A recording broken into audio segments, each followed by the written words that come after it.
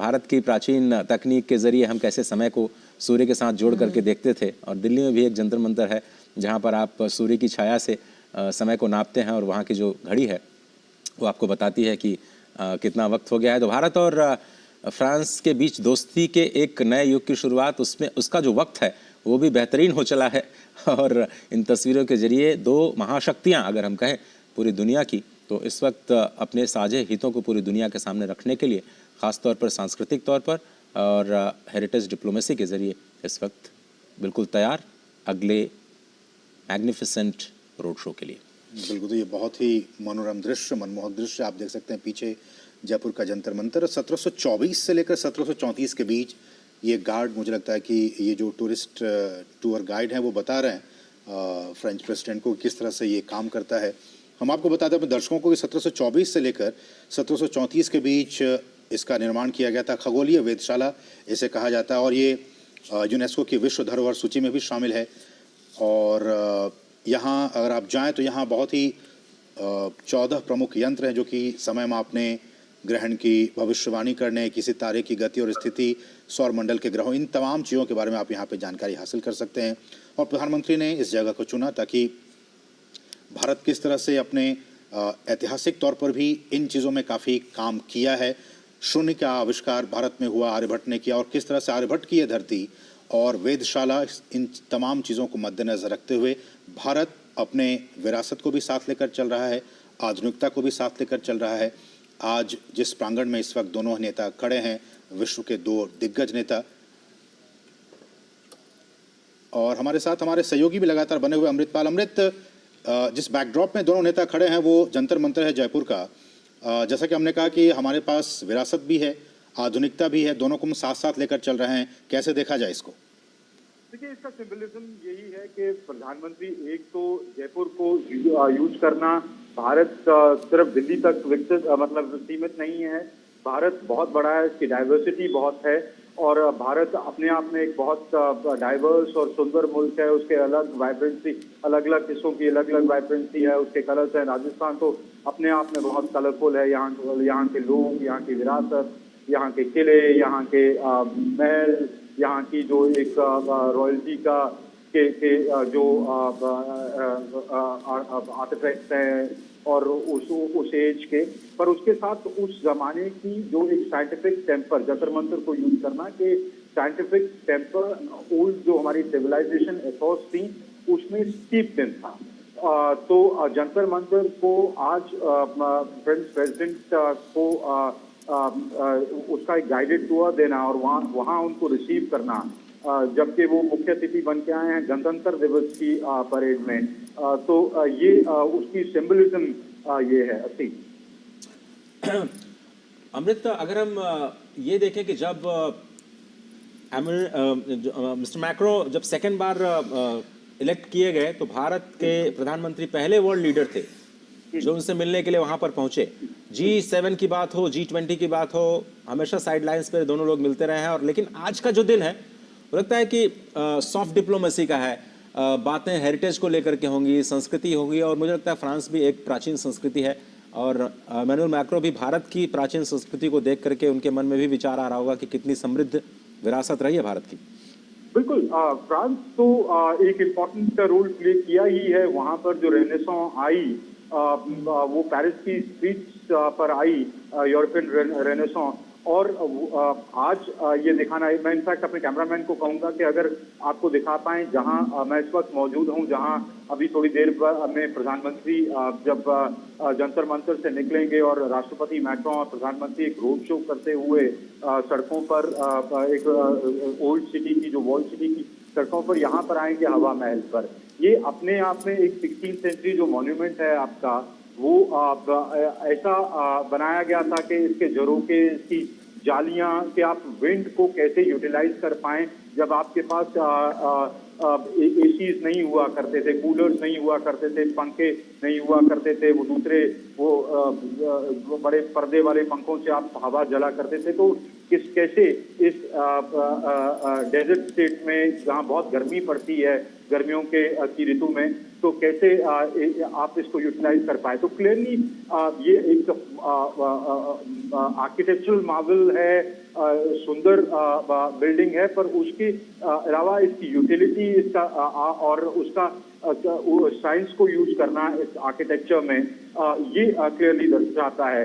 तो प्रधानमंत्री, आपने सही कहा कि ये वाला पार्ट जो है, पहले उनको रिसीव करना, उनका आमिर फोर्ट जाना, और फिर उनको जंतर मंतर पे रिसीव करना, फिर ओल्ड सिटी जिसको जो पिंक सिटी है, गुलाबी शहर है, ओल्ड जयपुर, उसमें रोड शो करना। लोग, अभी तो जहां मैं हूं क्योंकि सिक्योरिटी रीजन की वजह से इसको खाली करवा लिया गया है, पर जब मैं आ रहा था यहाँ पर लोगों का हजूम है सड़कों पर, जैसे पुराने वर्ल्ड सिटी नहीं होते, छोटे छोटे घर हैं, उनके झरोके हैं, अपनी बालकनीज पे खड़े हैं लोग देखने के लिए, एक झलक पाने के लिए दोनों लीडर्स की। तो शहर में उत्सुकता है। फिर शाम को जब आरामबाग पैलेस में ये रात्रि भोज के लिए मिलेंगे, तो वहाँ दोनों लीडर्स की जो सब्सटैंशियल मुद्दे हैं उन पर करीब 1 घंटे की बातचीत होगी।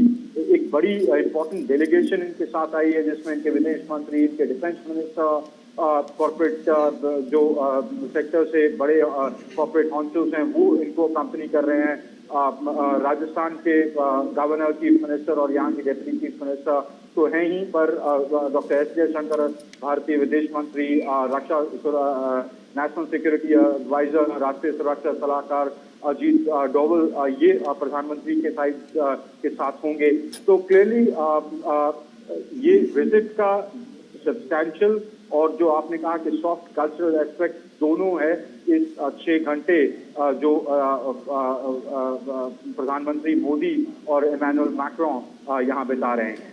जी इस वक्त हम देखें तस्वीरों में तो हम आपको लगातार दिखा रहे हैं कि कैसे ज़बरदस्त केमिस्ट्री के बीच दोनों नेता एक बार फिर से मिल रहे हैं। 6 बार पहले मिल चुके हैं, अगर 1 साल की हम बात करें, और उसके बाद कितनी गर्मजोशी के साथ स्वागत किया गया। और इस शोभा यात्रा की जो शुरुआत अभी थोड़ी सी देर बाद होने वाली है, जो आप देख रहे हैं जंतर मंतर, जहां पर 18th इंस्ट्रूमेंट्स लगाए गए हैं, और सबसे बड़ी पत्थर की ऑब्जर्वेटरी बनाई थी सवाई राजा जयसिंह ने, और लघु सम्राट यंत्र जो अभी थोड़ी देर पहले आप घड़ी देख रहे थे, जिसके जरिए जिसको सन डायल कहा जाता है, और आप लोकल टाइम को कैलिब्रेट कर सकते हैं।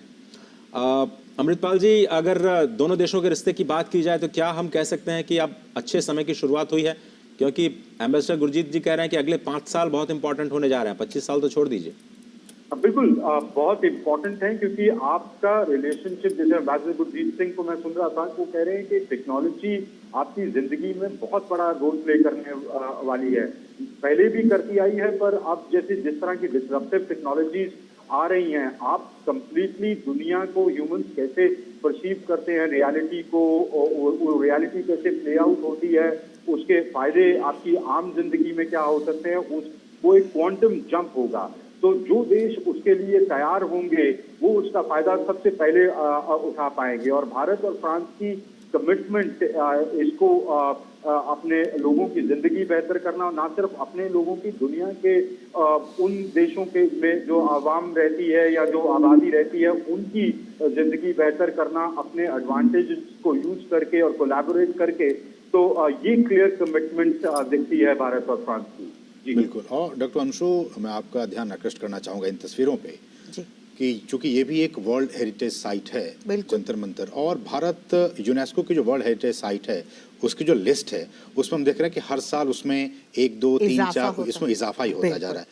इसके पीछे भी एक मैसेज है कि भारत अपने कल्चरल हिस्टोरिकल हेरिटेज को कितना संभाल के रख पा रहा है, उसका कितना केयर कर रहा है।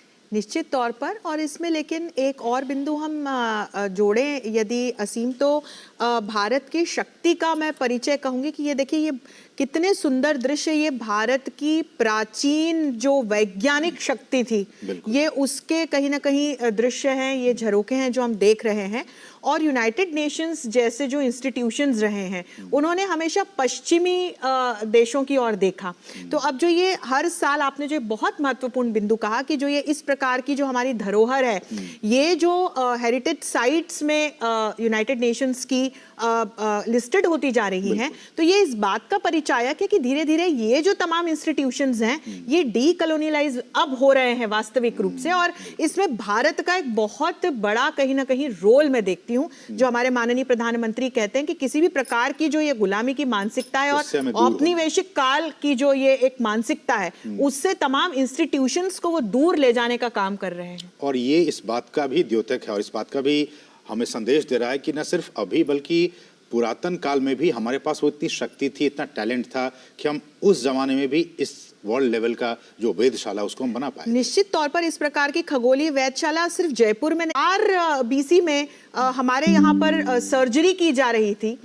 फिर हम चरक के योगदान को हम कैसे भूल सकते हैं। हमने विश्व को शून्य दिया, हमने पूरे विश्व को जिंक और स्टील को स्मेल्टर करने की तकनीक सिखाई।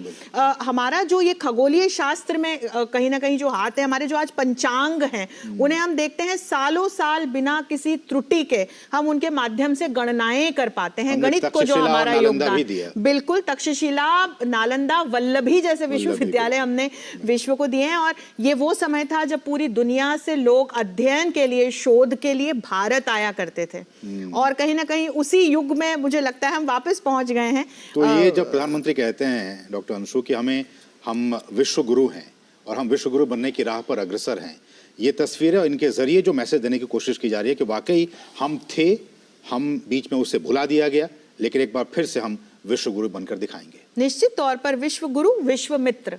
तो जो मैक्रोन के साथ खड़े हैं वो विश्व मित्र मुझे दिखाई पड़ते हैं, और उनके पीछे जो दृश्य दिखाई पड़ता है वो विश्व गुरु का दृश्य मुझे दिखाई पड़ता है। विश्व गुरु और विश्व मित्र एक साथ हम इन तस्वीरों में देख सकते हैं। अजय, नहीं, अगर थोड़ा सा मैं लिबर्टी ले पाऊँ लाइट हार्टेड कमेंट के लिए, तो विश्वामित्र जैसे ऋषि पहले से ही हमारे देश में रहे हैं। बिल्कुल। और कहा जाता है शून्य के साथ साथ हमने दशमलव भी दिया। अगर दशमलव या वो डॉट नहीं होता तो .com भी नहीं होता। निश्चित तौर पर।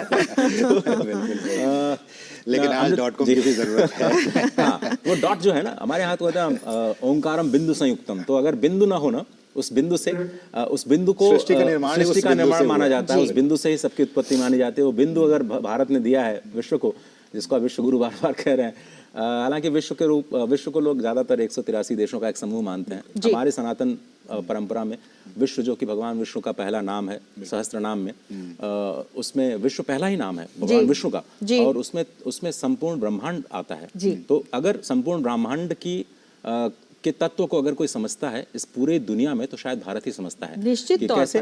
इसलिए हम बार बार कहते हैं विश्व, लोगों को लगता है विश्व गुरु क्यों है, लोग मजाक उड़ाते हैं, भारत विश्व गुरु बात करते हैं हम लोग, कैसे बन पाएंगे, हमारे यहाँ खाने पीने की दिक्कतें हैं और हम लोग अपने लोगों को कपड़े नहीं दे पा रहे हैं, विश्व गुरु करने की बात करते हैं। लेकिन वो न विश्व को समझते हैं, न गुरु को समझते हैं, और विश्व गुरु का तत्व क्या है उसको समझते हैं। मुझे लगता है अजय उनकी बात नहीं करते हैं। इन तस्वीरों के जरिए जब हम इस बात को कर रहे हैं, तो जो सॉफ्ट पावर डिप्लोमेसी है, इस तरह की चीजें, चाहे वो योगा, उसी बात पे मैं योगा की बात हो, इस तरह की बात हो, ये भारत अब हालांकि बहुत दिनों तक इसको छुपाया गया, नहीं बताया गया। लेकिन सोचिए लाइट हार्टेड की मैं टॉक की बात कर रहा हूँ, जब अमेरिका स्टेट विजिट पे थे, स्टेट विजिट तो उससे पहले, स्टेट विजिट से पहले जब संसद को संबोधित कर रहे थे प्रधानमंत्री नरेंद्र मोदी, उन्होंने कहा कि यूएस कांग्रेस को तो उन्होंने कहा कि भाई योगा पर हमने कोई अपना पेटेंट क्लेम नहीं किया है, हमने हल्दी पे पेटेंट क्लेम नहीं किया है। तो ये सारी चीजें हम विश्व को देते, क्योंकि हम देने में विश्वास करते हैं ना, हम साझा करने में विश्वास कर सकते हैं। हम दूसरे देशों की तरह नहीं, भाई हमारे पास टेक्नोलॉजी आ गई